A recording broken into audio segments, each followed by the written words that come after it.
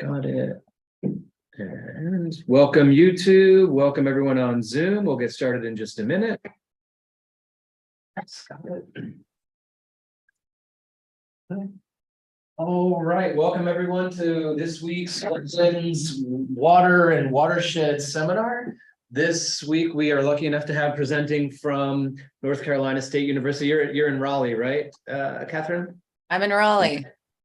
Right. We have Dr. Catherine Anard, and am I saying it correctly? Anard? Anardi. Thanks for asking. Anardi. Thank you very much. Okay, so we have with us today Dr. Catherine Anardi, and Dr. Anardi is an assistant professor in the Department of Civil Construction and Environmental Engineering at North Carolina State University. She's a coastal engineer and geomorphologist, and her work combines observational and numerical approaches to investigate coastal hazards. Her research focused on storm impacts to sandy coastline, projects measuring ocean waves during hurricanes, and modeling the future infrastructure vulnerability and sustainability. She has a BA in geology from University of Colorado at Boulder in 2011, and then was an environmental consultant before returning for her PhD in civil and environmental engineering at Rice University. A lot of the work that Dr. Anardi does is inherently interdisciplinary or multidisciplinary with other scientists, engineers, and I think we'll hear also something about the social system, right, into which these designs are going. And so without further ado, Catherine, the floor is yours. Please go ahead. Great. Thank you so much for the invitation. I'm going to share my screen. Let's see, which screen do you guys see? It looks good, but if you put it in the slideshow mode. Hold on. I did share the wrong screen after we just practiced it. Okay. There we go. Can you see my slideshow? Yeah, it's perfect. Okay. Thank you so much for that introduction. So the title of my talk today is Cascading Feedbacks Arising from Coastal Management and the Future of Developed Barrier Systems. Since this is an interdisciplinary seminar, I want to first describe some of these terms. What do I mean by coastal management as a coastal engineer and geomorphologist? I'm interested in actions that we as humans take to alter the coastal landscape to protect infrastructure. So the image that I'm showing here is from the North Carolina Outer Banks, and it shows bulldozers moving sand that was washed onto the roadway. So the roadway is underneath these ponds, back up to the shoreline to recreate dunes. And these dunes are what protect the road from overwash and high water levels during storms. And the Outer Banks are a barrier system. They are a series of barrier islands and spits and peninsulas that span the North Carolina outer coastline. So this is on the upper right corner of this map. I'm over here in Raleigh, I'm inland.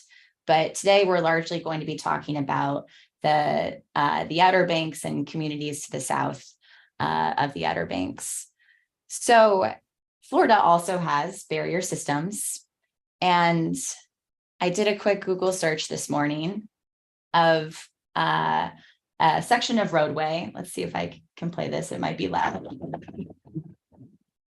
A section of Roadway that's also vulnerable to sand moving from the backside or from the front side of a barrier system to the backside during storms as overwash. So here water's overtopping a low-lying area and moving sand to the backside of the barrier.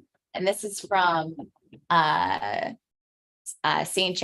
Johns County over by Summerhaven back in 2022 during Hurricane Nicole.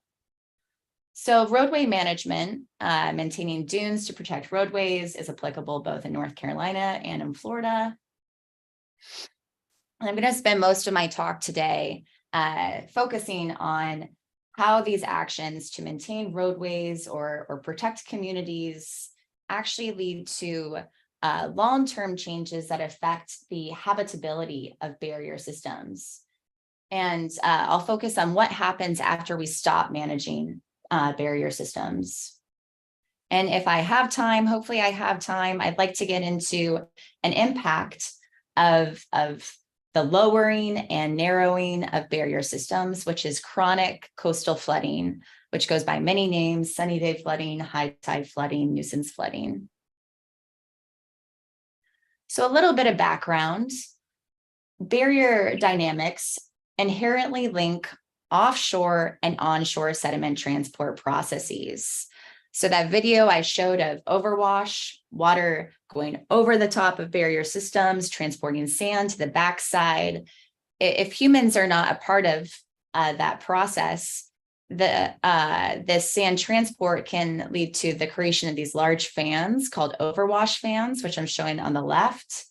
And the sand that creates these fans is both taken from the beach and dune system, as well as offshore from a region called the shore face.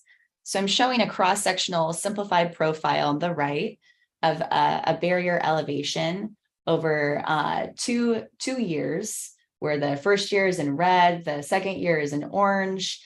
And I'm showing simplistically how waves can remove sand from offshore, from the beach and dunes, and deposit it on top of the barrier as overwash. And it's really this process of overwash that allows barrier systems to keep pace with rising sea levels. So it's an important natural process with climate change for these barriers to dynamically move upwards and landwards. Humans have really altered these offshore and onshore linkages.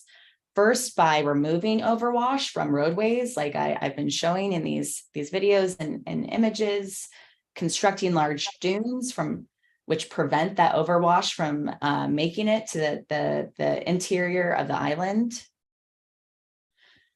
Development itself also filters overwash. Here I'm showing a post-storm photograph after a hurricane, which shows how the development here, homes, actually stop sand from moving farther into the barrier interior. So I call this overwash filtering. And lastly, humans want to keep their development in a fixed position. We don't want storms to move the first line of homes. Here I'm showing in plan form view how we keep the ocean shoreline at a fixed position in the cross shore over time, with an example from New Jersey. So humans have altered these linkages, we know this, but it's really challenging to incorporate how we as humans modify these linkages within numerical models. So the first set of models that I'm going to describe that we use to look at developed barrier evolution are process-based models. I apologize, this is a little grainy. So process-based models really try to describe all of the physics in the system as best and with as high accuracy as possible.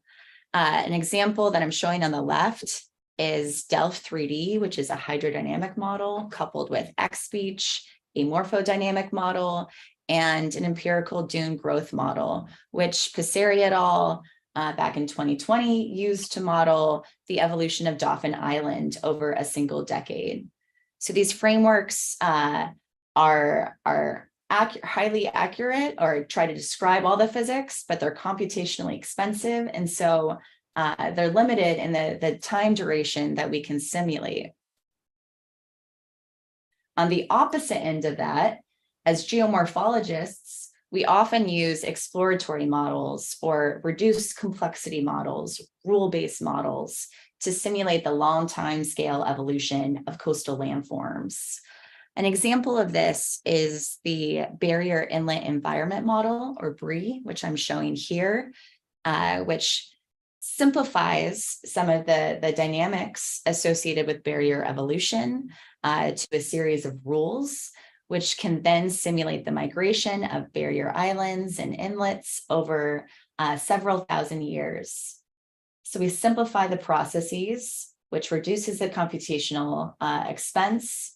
But with that, we can't look at specific barrier systems, but we can look at the general behavior of the landscape to different forcing or internal dynamic, or changes to the internal dynamics. And you'll notice here that I've crossed out developed, because we don't currently have a model that can simulate the long-term evolution of developed barrier systems. So for the last 4 years, I've been working or 3 years, almost 4, I've been working to try to create a new model framework that can be used to simulate the long-term evolution of developed barrier systems. And this work was really motivated by the system of barrier islands and communities surrounding Pea Island and Cape Hatteras, and specifically Rodanthe. And some of you, if you've been watching the news in the last couple months and last 2 years, might have seen the news stories about homes falling into the ocean. Those are these homes right here in Rodanthe. You can see from this aerial that they are, actually there are some of these homes too that fell in. They're very exposed. And what I'm showing through this comparison of the 1933 aerial and the 2017 aerial is that after this community was established, here's Rodanthe as a fishing community, and was fixed in cross-shore position, the shoreline really eroded over time. And how it eroded, we hypothesized, was due to some variability in management. So here, over the 100 years almost, we were managing for a community, and farther north, where there is a wildlife refuge, but a single roadway, there were different management strategies specifically to maintain a roadway. So this is a complex system with different types of management strategies, and the result is variability in morphology or landscape over time. So this really motivated the development of a new model. And specifically, I wanted to know how might the evolution of the Rodanthe Pea Island system look in the future if we change some management patterns? And that's particularly important right now because the North Carolina Department of Transportation created this bridge. It's called the Jug Handle Bridge, which bisects, or it circumvents a low-lying portion of the island that where the roadway was really vulnerable to storm impacts. So we're now just going all the way around it, and this bridge has been completed. And the question now is, what do we do here? And how do we continue to maintain tall dunes? Do we remove overwash? And what might happen into the future if we change our management strategy? So over the last several years, I've been working to develop this model. It's called the Coastal Community Landscape Evolution Model, or CASCADE. It couples 2 existing geomorphic models. One of them I've already shown you, the BRE model, which we use to simulate large-scale coastline dynamics, specifically alongshore sediment transport. And then Barrier 3D is really the core of CASCADE. It's used to simulate sea level rise and overwash dynamics.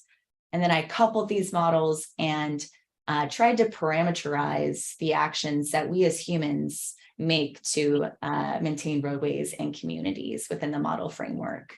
This was a huge effort. It started long before I arrived as a postdoc and now a professor, but it was really the idea came out of work at UNC and Duke and UNCW, and we relied really heavily on the community surface dynamics modeling systems to couple these models.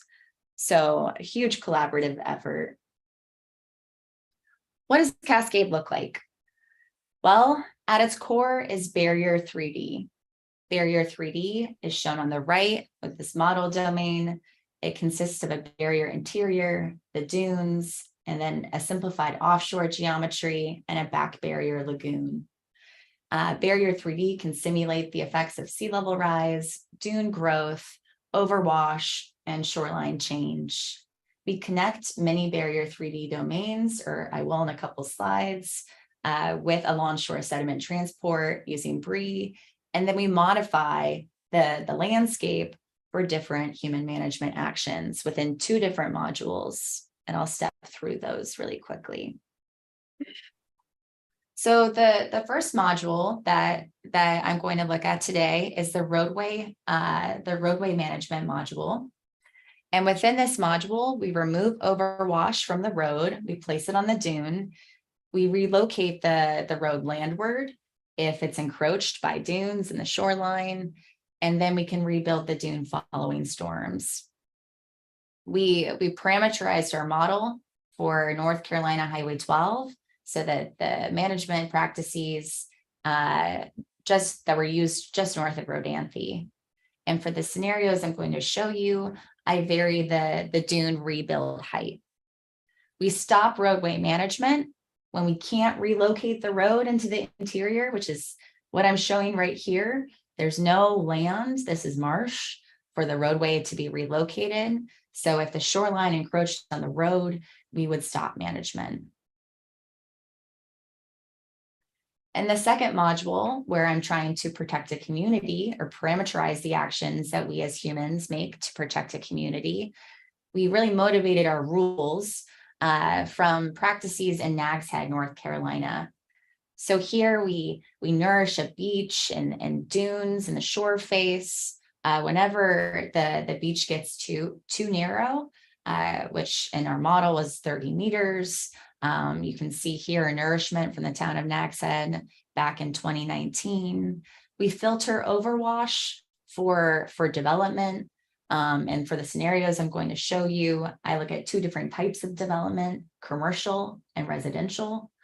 Commercial filters much more overwash, here 90%, and residential 40%.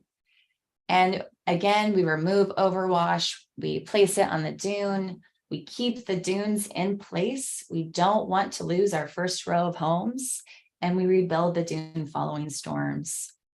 And here we stop managing the community once the barrier gets so narrow that it can no longer maintain a home plus a roadway.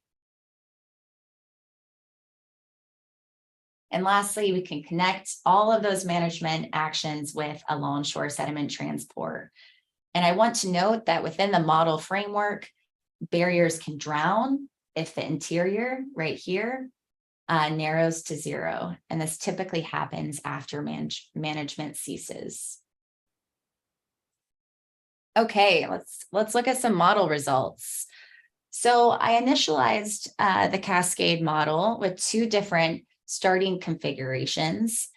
Both were low-lying. So here I'm looking from plan form view from the top down at these barrier systems. This is offshore. This is the back bay, and the different colors represent elevation. The brown is the dune line. So we had two different configurations. Both were low, but one was wider than the other. These initial configurations were stem from model simulations parameterized from the Virginia Coastal Reserve, where we have a lot of data on natural barrier and dune dynamics. And within this modeling framework, it's important to know that storms add stochasticity, add randomness. So here we're just looking at a single sequence of synthetic storms where there are on average 8 storms a year. And we're going to look at 2 sea level rise scenarios. One that is linear with a rate of sea level rise. It's pretty similar to what we're seeing now. And one that's accelerated. So the 2 sea level rise scenarios are shown on the right, linear and accelerated is in black. And you can see the ultimate change in sea level is equivalent to about 12 millimeter per year rate of sea level rise after 200 years. So first, before I try to model the Rodanthe scenario, I want to first explain some of the dynamics from just roadways, from just managing for roadways and just managing for communities. So for the simplest case, where I have one barrier segment here, for each configuration at the top, our wider case, slightly higher, our narrow and very low-lying case under linear sea level rise. I'm showing on the bottom now a time series over 1,000 years. I know this might, some of you might be thinking, why do we care about 1,000 years as humans? Bear with me. 1,000-year simulations of barrier elevation, where the blue is our natural case, no human management. The red is the case where we're managing roadways for a 3-meter dune, meaning that if a dune gets knocked down, it's rebuilt to 3 meters. Yellow is 2 meters and light blue is 1 meter.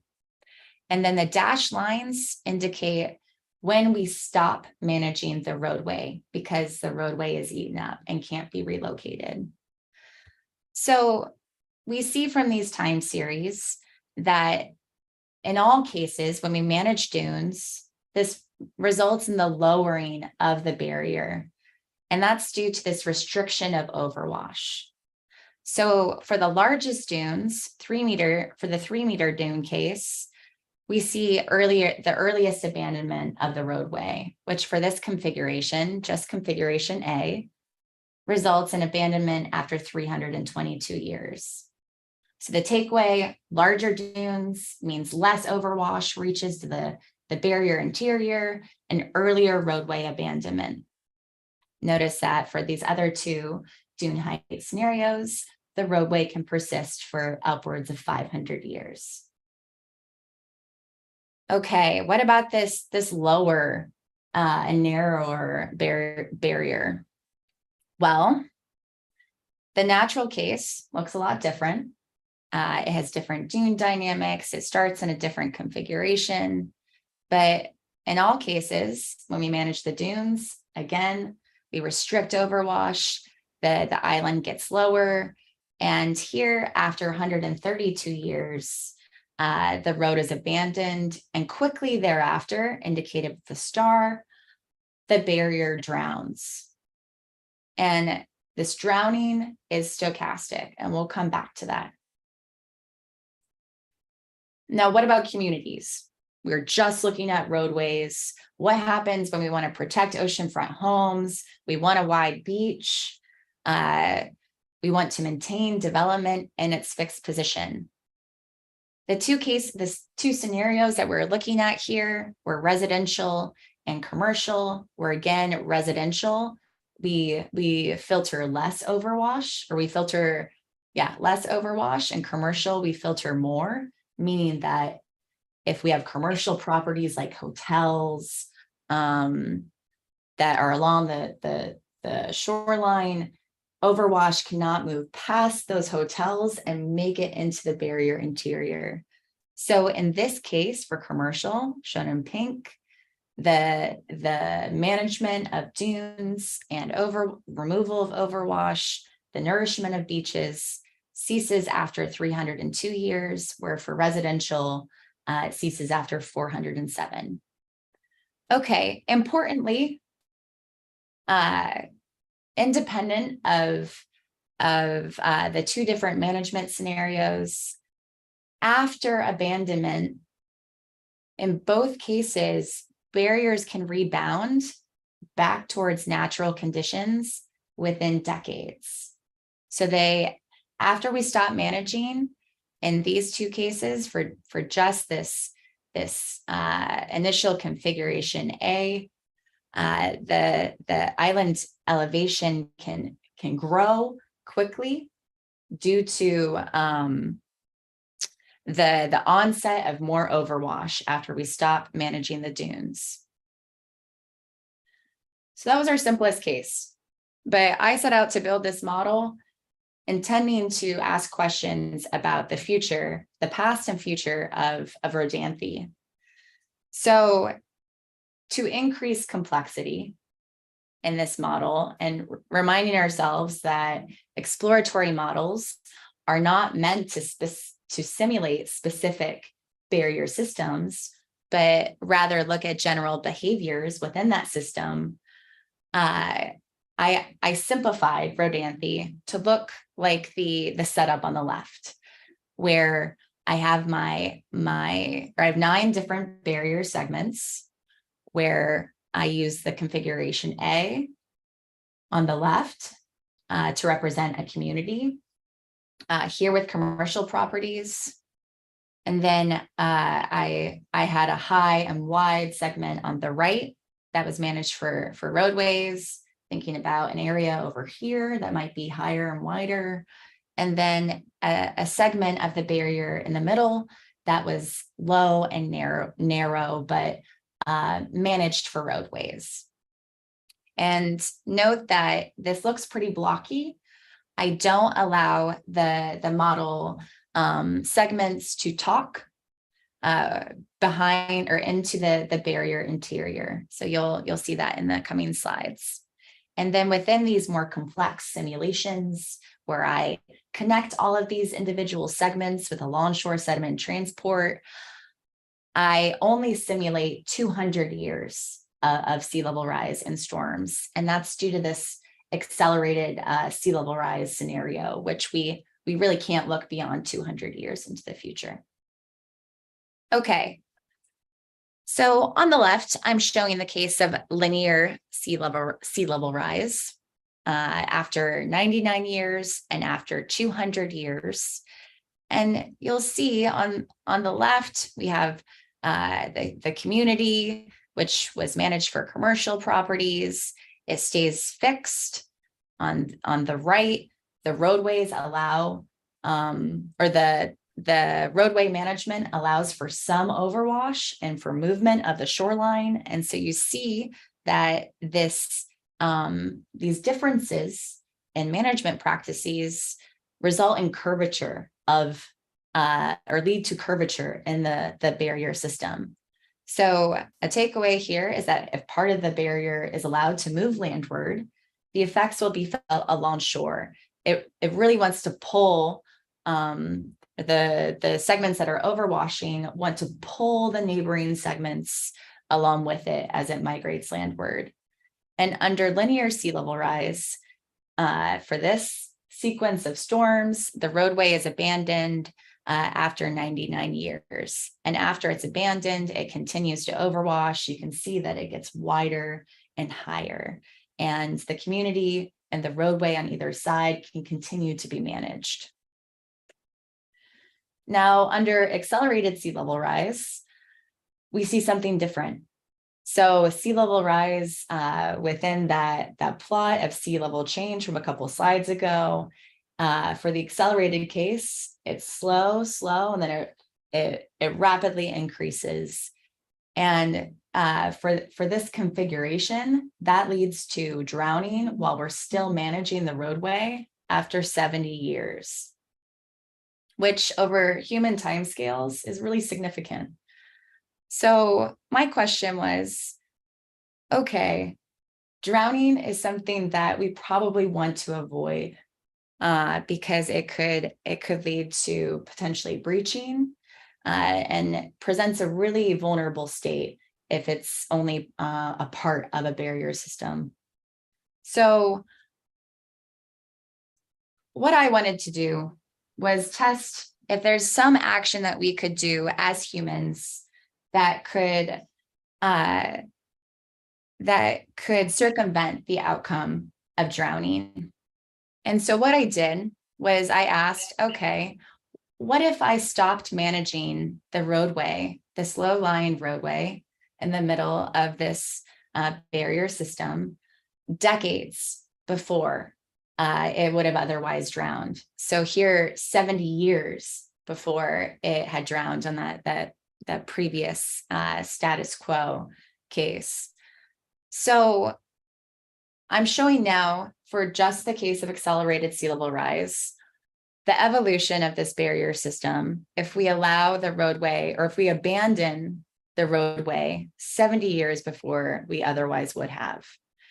And what I found for this sequence of storms was this portion of the barrier, it overwashes, it moves landward, and the community stays in place, but is now abandoned after 137 years. At the same time, the roadway over here is abandoned.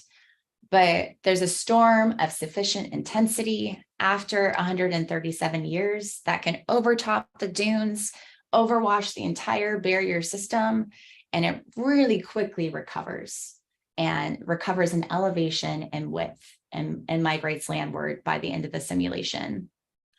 So this is just the outcome for one sequence of storms over 200 years. And due to that stochasticity, I wanted to see how well this holds up if we average 100 storm sequences. And it turns out that 81% of the time, for the case where we allow this middle segment to be managed for a roadway, drowning occurs 81% of the time. But if we preemptively remove the road decades before, drowning only occurs 54% of the time. So this potential adaptation strategy can really, within the current storm climate, be used to avoid barrier drowning if that's important to a community. And that's also true, or this finding really holds in future climates as well. So I simulated a stormier climate where there were storms of higher intensity, higher water levels, and they occurred more frequently. So under this stormier climate, we found that drowning is actually reduced for both of these scenarios. And that's because overwash is allowed to occur more often. So we find that this potential adaptation scenario can be used to avoid drowning even in a future climate. So the takeaways for this portion of the talk are twofold.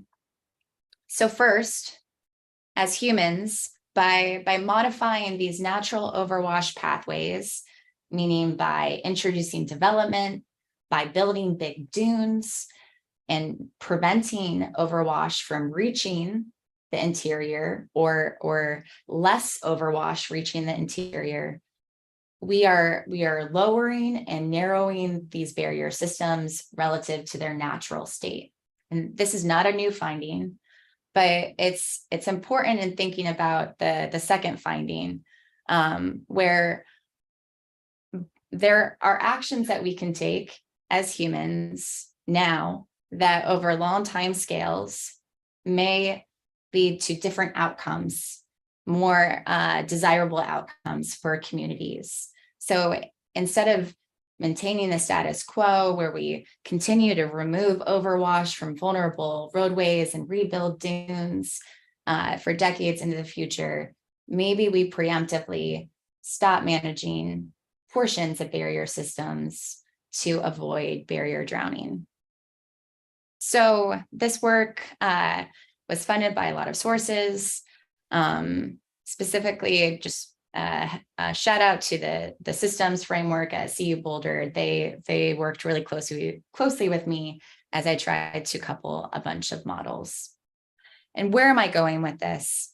So it's now not just me that's been working on Cascade. We have economists at Duke and nonlinear dynamicists at UNCW that have created a agent-based model called the coastal home ownership model, which we've coupled within Cascade to simulate real estate and policy interventions.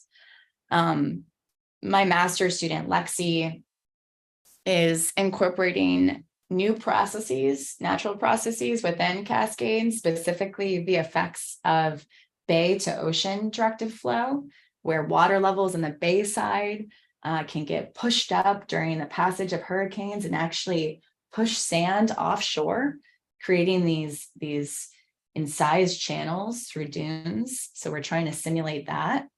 And then my colleagues at UNC and Duke, and also at the Virginia, or at VIMS and a couple other Virginia universities, are coupling Cascade to a bay marsh forest model to incorporate other feedbacks with different ecosystems. So there's a lot of work going into Cascade in the future. So keep your eyes peeled, especially if you're interested in wetlands, that marsh coupling. But what I've been spending most of my time, or my group has been spending their time at NC State, is really looking at an impact of barrier lowering and narrowing with sea level rise, and that is chronic coastal flooding. So what do I mean by chronic coastal flooding? I mean flooding outside of extreme events like hurricanes. And that's what I'm showing here from a drone image taken of Carolina Beach, North Carolina, where on the bottom of this image, we're looking at a portion of a bay. And in the far side of the image, the top, we have the ocean. So this is a really narrow barrier peninsula. And if you would ask any of these residents how frequently it floods in the community, you'd probably hear all the time. And a question that I had was, what is all the time? Can we put a number to that? And is it important to communities to have that number? So I already defined chronic coastal flooding as any flood outside of extreme events, but these floods have a lot of drivers, but they're all due to sea level rise.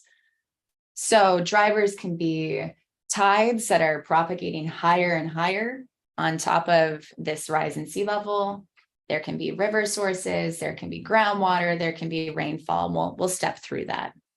But here's another image of chronic coastal flooding in Beaufort, North Carolina from 2021. This was primarily a tidal event, if I remember correctly.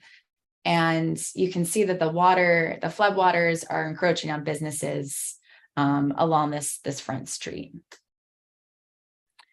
So during my postdoc, I worked with an environmental social scientist, Miyuki Hino, to start this project, which we originally named the Sunny Day Flooding Project.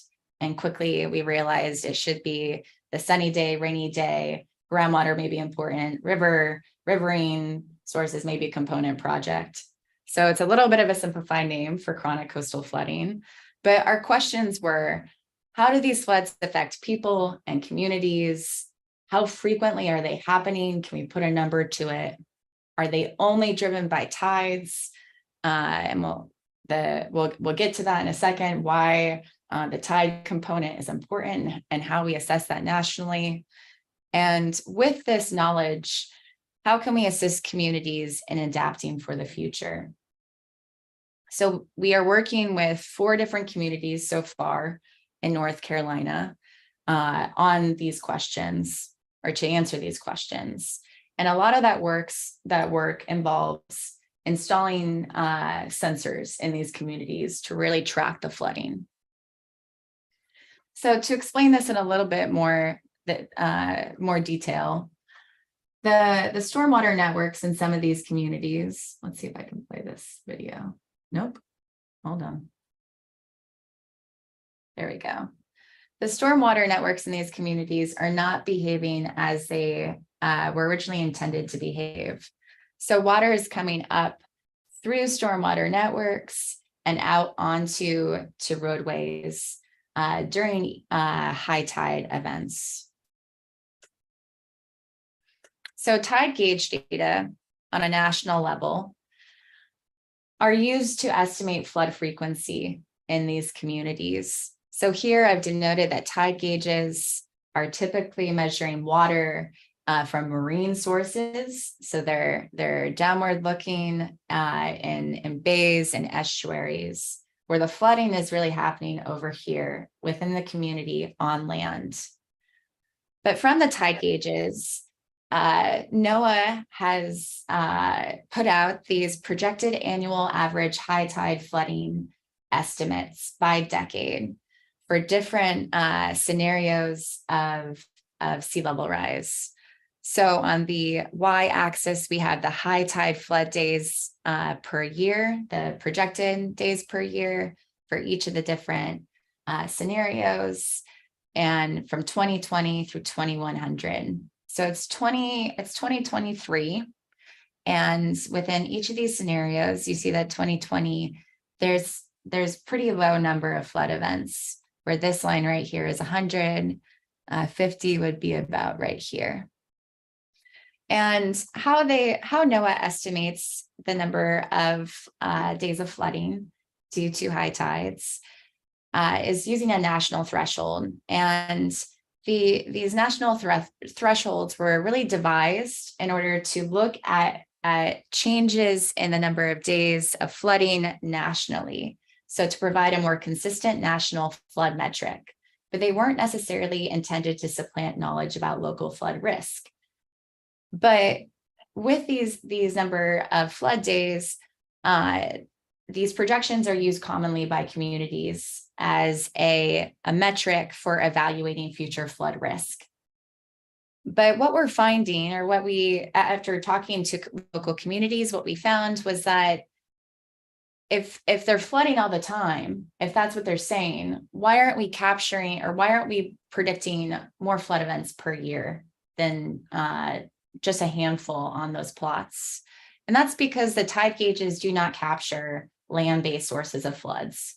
They don't capture flooding from rainfall or flooding from high groundwater. So here I'm showing the scenario where there's high water levels or moderate water levels in the receiving water body, which partially fills up the stormwater network, and just a minor rainfall event can lead to flash flooding on the roadway because there's nowhere for water to go. And here's an example of that. It's a little bit hard to see. The storm drains over here. We're still looking in Beaufort, and let's see if it loops back through it. There we go. That red line denotes the extent of water piling up on top of a already full storm drain during a pretty moderate rainfall event. So in working with my colleagues at UNC, we created these sunny day flood sensors, is what we call them, where we could look at the capacity of the stormwater network and see what influences water piling up on the roadway, not just from marine sources, but also from land-based sources, so from rainfall. And we wanted to convey this information in real time because that was really important to the communities that we were working with, that they could visually see what was going on the roadway for emergency response. So this is what these sensors look like. They consist of a pressure transducer that's actually at the bottom of the storm drain that communicates in real time over Bluetooth through a data logger that's right here. And this is all open source. It's all on GitHub. You can build one if you want. There are detailed instructions. And the pressure transducer communicates with what we call a gateway, which has a real-time camera and a cellular component within this box. And this one's plugged in, but we now have different versions with solar panels and different communication setups. So we're in 4 coastal communities in North Carolina. We convey all of this data in real time, both the water levels and images from the gateway through a web app. And we also have flood alerts for our partner communities, where whenever water is on the roadway or overtops the pressure logger, we send an email. So the 4 regions, we have Carolina Beach, Beaufort, Down East, which is a more rural area, and New Bern, which is farther up in a watershed along the Neuse River. Here's an example of the real-time data from the pressure transducer. Here's the link to the web app, and you can scan that QR code to see the data in real time or to sign up for the flood alerts. But here's an example of what the data look like. And this is from Beaufort. We deployed a sensor by a NOAA gauge on purpose, so we could see how well the NOAA gauge was doing at capturing the different types of floods And here I'm showing a flash flood event from pretty early on. This is back in 2021, where rainfall led to water on the roadway during the peak of a tide. So blue is our measurements, no observed is pink. And then here, water on the roadway from a rain event occurred during an ebbing tide. And I know I'm almost out of time. We just published this, our first paper on some of this data last week. I think the open version came online this morning. So take a look for that. But what we found was that 25% of the flood events, I think it was about 30 flood events over a 6-month time period in Beaufort, occurred on rainy days. So the rainy days here are shown in red, sunny days are in blue. The high tide NOAA flood threshold is shown here. And the takeaway here is that it is flooding a lot and all the time can be quantified. And it's not necessarily captured well, or the land-based sources are not captured well by NOAA high tide flood thresholds. And NOAA knows that. They did not devise these thresholds to look at land-based sources, but this data provides more context for communities as they think about different adaptation strategies like restoring wetlands, raising bulkhead heights, changing their stormwater networks, adding pumps, elevating roadways. So this data is really serving to inform grant applications and increase capacity within the communities that we're working with.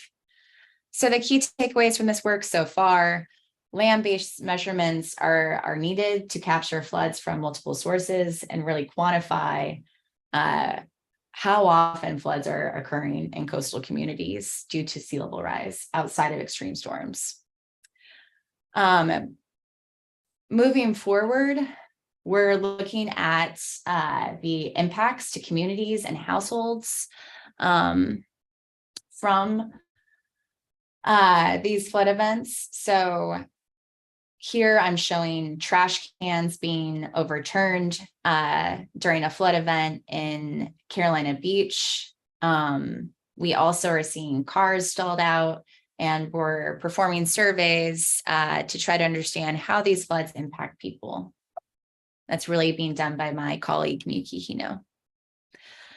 My PhD student, Thomas Thalen, is using a coupled model framework a physics-based coupled model framework to identify in detail how current flood mitigation strategies and potentially future flood strategies are behaving within Carolina Beach. So here we have a duckbill, which is intended to not allow water levels to go up into the stormwater network. And we're evaluating the failure of these systems under different floods. And I think I'm out of time. This is the coupled model framework that we will be using with the community to do a collaborative flood modeling scenario for different adaptation strategies. We're developing new sensors that utilize machine learning and are privacy preserving, meaning that we don't display the images of homes or roadways online. We just send a 1 or 0 if the roadway is flooded. And with that, I'd like to leave by posing a question. So billions have been spent on beach and dune management in North Carolina and Florida. But what my group is really interested in is, can we buy time for these coastal communities by managing the drowning back barrier? And with that, I'll take any questions. All right, thanks. Let's give a round of applause to Dr. Anardi. Very much. And we'll go to questions from students in the room. I'll check if we have any on YouTube. So please, questions for Dr. Anardi. Do you think there's a way for people just to change how they're building these coastal communities to allow for overwash and such? Or is the only solution for this for abandonment and let natural courses take place without any sort of human interaction? I think that, well, within the Cascade simulations for roadways that I showed, there was the scenario where we only rebuild dunes to 1 meter in height. And those are really low dunes. And we still found that by managing the dunes at all, we restrict overwash, and that small restriction still leads to narrowing of the community. So I think that there are scenarios where you as a community might switch from 3 meter to 1 meter dunes that could allow for overwash, but I don't think really any amount of overwash is really desirable within coastal communities because the infrastructure is so valuable. I think that's a really tough question. Those roadway sections, is it like, can you build those roads as bridges or causeways with engineered overwash? Kind of like wildlife, corridors, except it's sand corridors, and then try to prevent the overwash in the community because no one wants their house destroyed. But if the road was no longer a barrier, but a porous thing, is that something that the communities have tried? Well, that's the jug handle bridge scenario in Rodanthe, where they're circumventing that low-lying vulnerable area with a bridge, and they're really costly bridges. So a potential strategy is to make these barrier islands a series of bridges. And that's actually what is being looked at for a lot of barriers in the Outer Banks in North Carolina, is just avoiding these abandoning and avoiding the low-lying areas with bridges. So there's all this money being spent on beach nourishment, and it's like all the effort and the material is focused on the beach side, and you've got the dune. Does anyone do barrier nourishment? So like if the idea is that you have lowering and thinning of the barrier, maintain the dune to be like this wall, but then the outcome is that you basically sink the rest of the island, more or less, right? So you just nourish the other side? Yeah, there's development there, and there's it's not just it's not just backfilling, it's lifting all of the distribution networks. So it's sewage, it's water, it's internet. So yes, they are looking into that. I know the Army Corps in Florida is talking about different back barrier management strategies. There's always the approach of the Netherlands, where you protect from both sides and you add pumps. But all backfilling and raising infrastructure, not just the road, but all the distribution networks, is really costly, as is adding pumps. So right now, what the town of Carolina Beach is doing is trying as best as they can to stop water from coming up through their stormwater network and raising bulkheads. But the problem right now is that bulkheads it's not a regulation by the city. So who pays for bulkhead retrofits at a residential level? It's not regulated. So they're all at different elevations. So water can find the weakest link and still get on the road, and then the whole stormwater network fails. All right, Mark, you had a question? Yeah, If you have to run Catherine, thank you very much. That was an awesome talk. A really interesting way to look at how we might try to address this. Maybe not so much for us, but just maintaining these barrier islands so that they can buffer things much further inland. But my question is with regards to the filtering of the overwash because of the infrastructure that's residential or commercial, and that at the time of abandonment, does abandonment based on that filtration capacity also mean extracting all of that infrastructure so that we can allow that system to maintain the overwash capability? So when we say abandon, we don't just mean we leave. No, we got to take all our junk, if you will, with us, or structures with us. Yeah, that's such a great point. And I really skipped over that in my talk because I don't actually have homes in my mesh, right? I'm parameterizing these processes, but in reality, it's a lot of infrastructure. And we're seeing this in Rodanthe, where homes are falling into the ocean and people are like, why is the home falling into the ocean? There's no financial ability or incentive for an individual homeowner to tear down their own house. So they have to wait until it falls into the ocean in order to have a financial incentive. So this really comes down to policy, and we can talk about the natural processes and these feedbacks all we want, but really what's governing coastal change is policy and real estate, the tax base. And that's the next step of this modeling. But yeah, there's going to be a massive amount of money that would have to be thrown in to remove commercial properties and homes and roadways. Great, thank you. All right, any other questions? You do have a question from Katie Serafin on the YouTube, but I'm going to let the students go because they all have to get to their next class, so we can stick around for another minute. But let's give another round of applause to Dr. Anardi. Thank you so much. Thanks for coming. Have fun at class. All right, so yeah, Kate, I'll leave the YouTube running in case you're still there, Katie. So she says, great talk, Catherine. How transferable are the results in the barrier evolution and coastal management strategies in the Outer Banks to other barriers, thinking about things like climatology, development patterns, sediment supply, all like sort of the fundamental, the foundation of the system. How transferable?